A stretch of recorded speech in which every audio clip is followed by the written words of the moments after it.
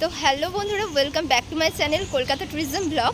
আজ কিন্তু আমি চলে এসেছি আগরপাড়ায় আমারই পাড়ার পুজো তোমাদেরকে দেখাতে। এখানে কিন্তু একটা ইউনিক কনসেপ্টের পুজো হচ্ছে, যেটা এই বছর পড়েছে ৭৫ বছরে।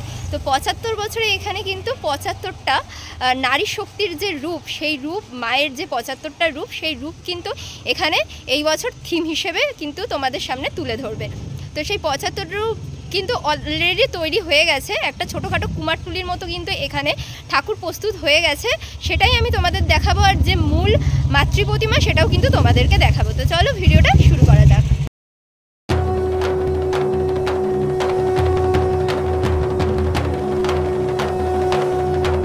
তো এই হলো পুজোর মাঠ। এই পুরো মাঠটা জুড়ে তো প্যান্ডেল হচ্ছে, রাজবাড়ি বা আর কি হচ্ছে সেটা হবে। আর এখানে যেই ঘরটা রয়েছে, এই ঘরটা কিন্তু পুজোর সময় ভেঙে ফেলা হবে।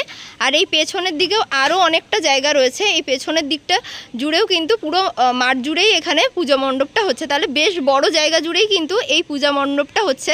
তো ওই দিক দিয়ে দর্শনার্থীরা ঢুকছে 150 ফুট লম্বা। আচ্ছা, এই পুরো প্যান্ডেলটা ওই দিক দিয়ে মানুষ ঢুকবে, তো 150 ফুট পুরো এই এরিয়াটা, ঠিক আছে। আর ওই দিক দিয়ে মানুষ দর্শনার্থী ওই পথে বেরিয়ে যাবে।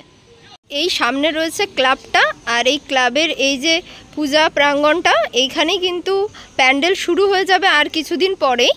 আর তোমাদের এই যে ব্যানার দেখাতে পাচ্ছি, লেখা রয়েছে দেখো ৭৫-এ ৭৫। তো এই বছর কিন্তু পয়লা বৈশাখ রবিবারে কিন্তু এখানে হয়েছিল খুঁটি পূজা। তো দেখতে পাচ্ছ এই যে শক্তিপুর সার্বজনীন দুর্গাপূজা কমিটি। তো এই হলো ব্যানার, আর এই বছরের থিম তো তোমাদের বলে দিলাম। আর এই হলো দুর্গা দালান, এটা কিন্তু পাকা বেদি, এখানেই প্রত্যেক বছর কিন্তু পুজোটা হয়, আর মাতৃ প্রতিমা এখানটাতেই থাকে। আর এই হচ্ছে মাঠ যেখানে আর কি পুরো প্যান্ডেলটা হবে। আর ওই যে খুঁটি, যেটা পয়লা বৈশাখে কিন্তু এখানে খুঁটি পুজো হয়েছিল।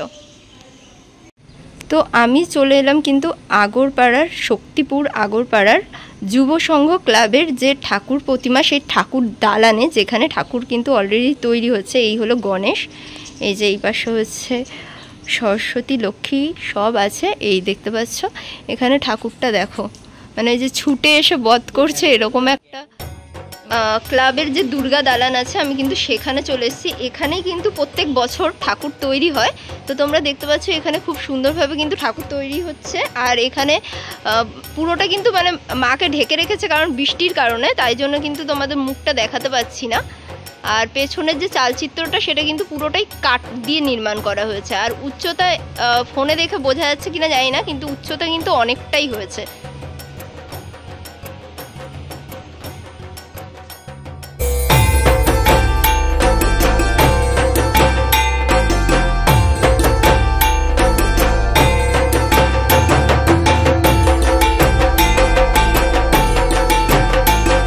এখানে যে মা দুর্গা নির্মাণ হচ্ছে, সেই ঠাকুরের হাইট কিন্তু 16 ফুট হয়েছে। তো বুঝতেই পারছো তার মানে কতটা উচ্চতা। এইখানে থিম যেহেতু ৭৫-এ ৭৫, তো এখানে কিন্তু ৭৫ দুর্গা ঠাকুরের রূপ কিন্তু এখানে তুলে ধরা হয়েছে। তো দেখতে পাচ্ছ এইখানে যে ঠাকুরগুলো মূর্তি রাখা রয়েছে, সেটা কিন্তু সবকটা ৭৫টা দেবী দুর্গার রূপ, এক একটা রূপ। তো তোমাদেরকে প্রত্যেকটা একটু কাছ থেকে দেখাচ্ছি।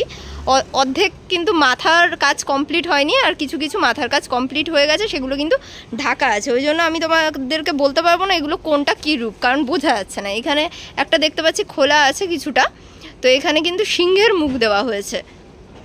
তো দেখতে পাচ্ছ এতগুলো কিন্তু ঠাকুর রয়েছে। তো আস্তে আস্তে আমি যাচ্ছি ভেতরের দিকে।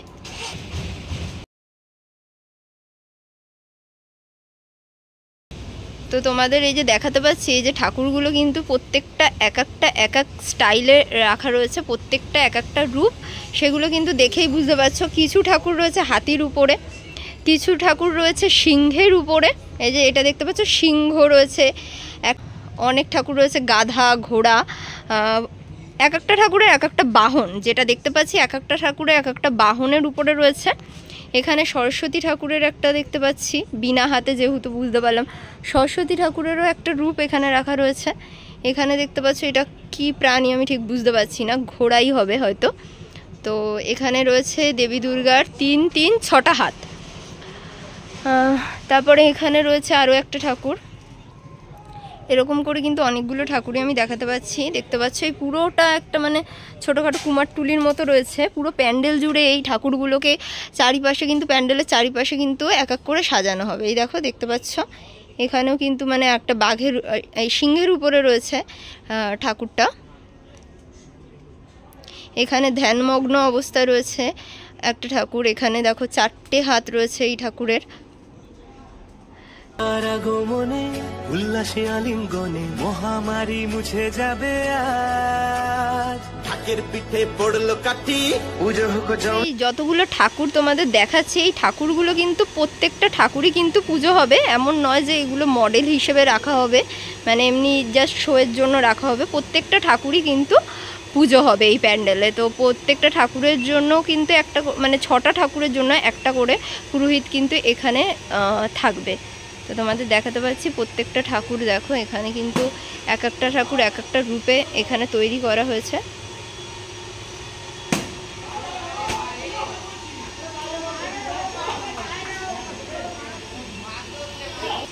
এখানে একটা ঠাকুর দেখাতে পাচ্ছি, দেখো এখানে অর্ধেক দেহখণ্ড ঠাকুর কিন্তু ধরে রয়েছে। এখানে দেখে বুঝতে পারছি না এটা কি ঠাকুর, কিন্তু এইটুকুনি বুঝতে পারছি যে এরকম অর্ধেক দেহ কাটা অবস্থায় কিন্তু মানুষটাকে ধরে রেখেছে।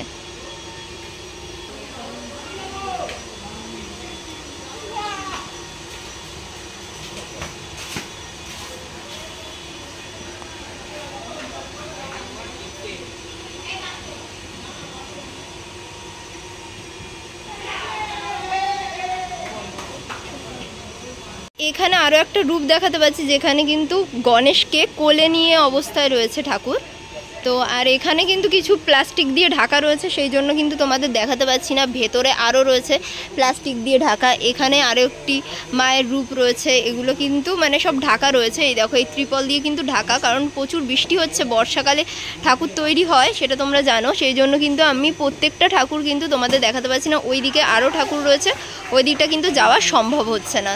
তো তোমাদের দেখিয়ে দিতে পারছি প্রত্যেকটা ঠাকুরের রূপগুলো কিন্তু এরকম আর কি হয়েছে, খানিকটা আইডিয়া তোমাদেরকে দিয়ে দিলাম। তো তোমাদেরকে যেই ঠাকুরগুলো দেখালাম 75টা ঠাকুর, মূল ঠাকুর নিয়ে কিন্তু 75টা, বাকি 74টা ঠাকুরও কিন্তু প্রতিদিন পুজো দেওয়া হবে। কোনো ঠাকুরই কিন্তু অভুক্ত থাকবে না। 15 জন পুরোহিত মিলে কিন্তু প্রত্যেকটা ঠাকুরের কিন্তু পুজো দেবে প্রত্যেক দিন। তো খুব সুন্দর একটি থিম এখানে উপস্থাপনা করা হচ্ছে, ভাবনাটাও কিন্তু খুব সুন্দর। এই থিমের যিনি আর কি ভাবনাকারক, তার নাম হলো কিন্তু হচ্ছে যিশুদেব সাহা, এই ক্লাবের সম্পাদক উনি। তো ওনার এই ভাবনার মাধ্যমে কিন্তু আমরা এই বছর দেখতে পাচ্ছি 75টি ঠাকুর। তো কেমন লাগলো তোমাদের এই ভাবনা, সেটাও কিন্তু অবশ্যই কমেন্ট করে জানাতে ভুলো না। তো তোমাদের দেখিয়ে দিলাম শক্তিপুর আগরপাড়া যুব সংঘের এই বছরের নিবেদন কিন্তু 75-এ 75। এবার তোমাদের বলে রাখি তোমরা এখানে আসবে কিভাবে। এখানে আসতে হলে কিন্তু তোমাদের নামতে হবে প্রথমে আগরপাড়া স্টেশন। তো আগরপাড়া স্টেশন থেকে তোমরা অটো ধরে আসবে শক্তিপুর স্টেশন। 10 টাকার ভাড়ার বিনিময়ে কিন্তু তোমরা এখানে চলে আসতে পারো। প্রত্যেক বছর এখানে কিন্তু প্রচুর দর্শনার্থী কিন্তু এখানে উপস্থিত হয় এই পুজো দেখার জন্য। এই পেছনে এই মাঠেই কিন্তু এই পুজোটা হয়ে থাকে প্রত্যেক বছর। তো কেমন লাগলো ভিডিওটা অবশ্যই কিন্তু কমেন্ট করে জানাতে ভুলো না। তো দেখা হচ্ছে পরবর্তী আরও একটি ভিডিওতে। ততক্ষণ ভালো থেকো, সুস্থ থেকো। আজকের জন্য টাটা।